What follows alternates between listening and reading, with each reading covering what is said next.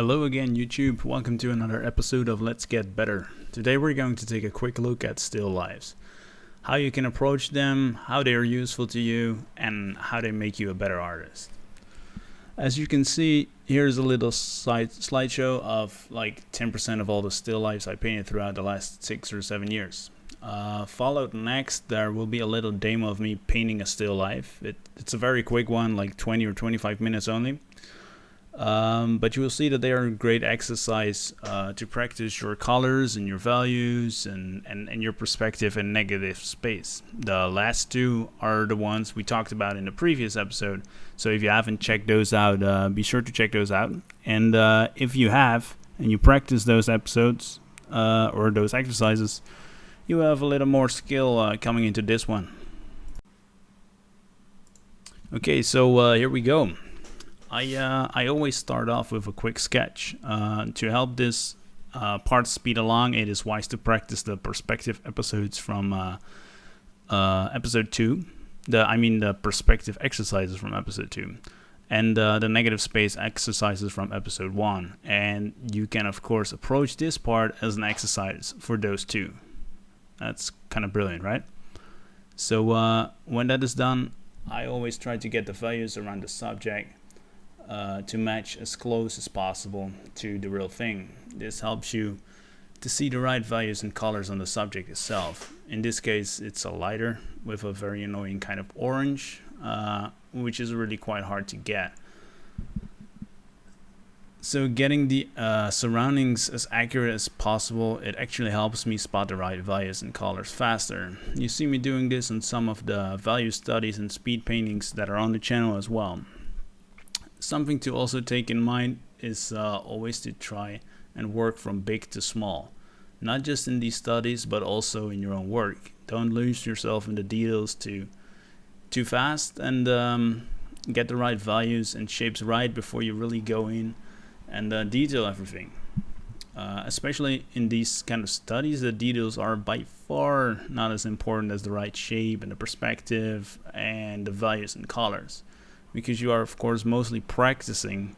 So, like, you don't have to lose yourself in the details and get everything super realistic. It's really about what you're getting from this exercise, which should be practicing your values and your perspective and your colors and just like the accuracy to be able to train yourself to draw what you see. And the better you can do that, the better you will become at drawing what you think, or like from imagination. So, also the reason why you don't want to start working in details right away is because you lose track of the overall picture,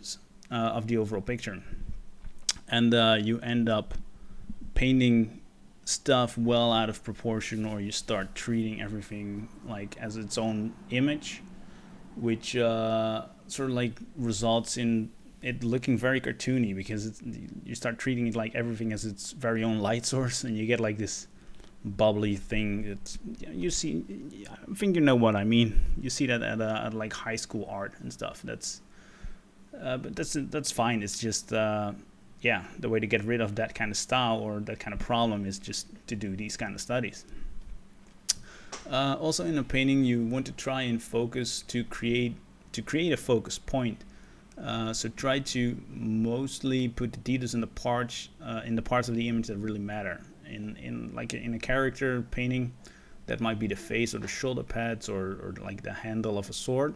And in a landscape painting, it might be a cabin that's in the woods, or some kind of really awesome piece of rock or whatever, you know.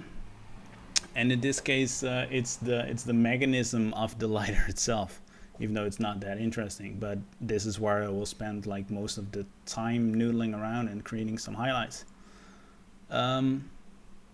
If you want to do this exercise, don't grab the most complicated thing you have. You know, just start simple and grab like this, like a lighter, or get an apple or an onion or a pencil or whatever. Just don't do something that has a lot of texture or patterns on it, because it will just be a pain in the ass. And it won't come out as you want it, and might demotivate you. So don't get something that's super challenging like right away. It will be difficult enough on the first try. But the most awesome thing about these kind of exercises is actually that the second time you will do it, it will already be a whole lot better. You will see yourself improve like with every painting. So I really do hope you like this painting, or I mean this video, and I hope you start practicing these. I'd love to know if you do, and even if it's possible for me to see the end results, that'd be great. If you like this video, please press a thumbs up or perhaps subscribe to the channel. Yeah, I'm trying to get one of these videos out every Wednesday, and of course the regular speed paintings and study videos that are almost every day. So thank you for watching, and see you soon.